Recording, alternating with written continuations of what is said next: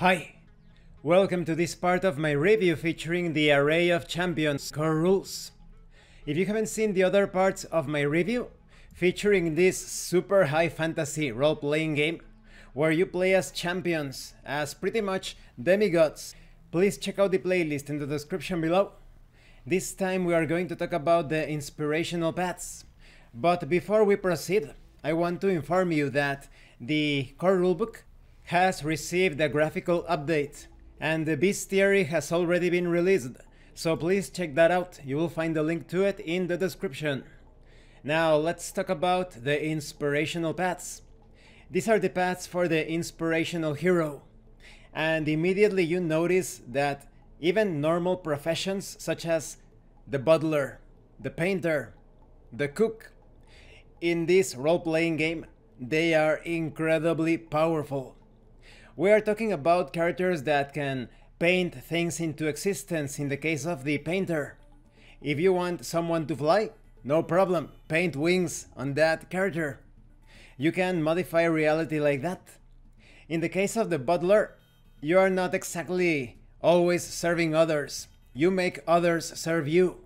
You are a sort of puppet master, and you can move or teleport easily throughout the battlefield, just like those very efficient butlers. Or you can also be a maid that are always ready to serve their masters, but in this case, they are always ready for the adventure. In the case of the cook, you can pretty much turn the battlefield into your kitchen, and you start to obtain these crazy bonuses for any sort of action that you take. So these are the sort of paths or professions that you will find in this role-playing game.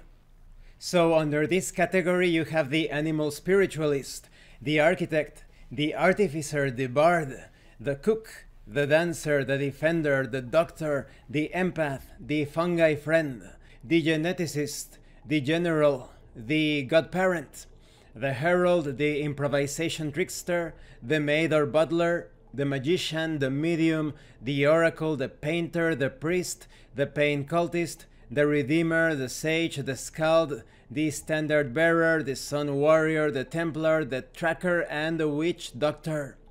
Each one of these paths has its own signature ability, and many other abilities. We are talking about 10 levels of abilities for each path.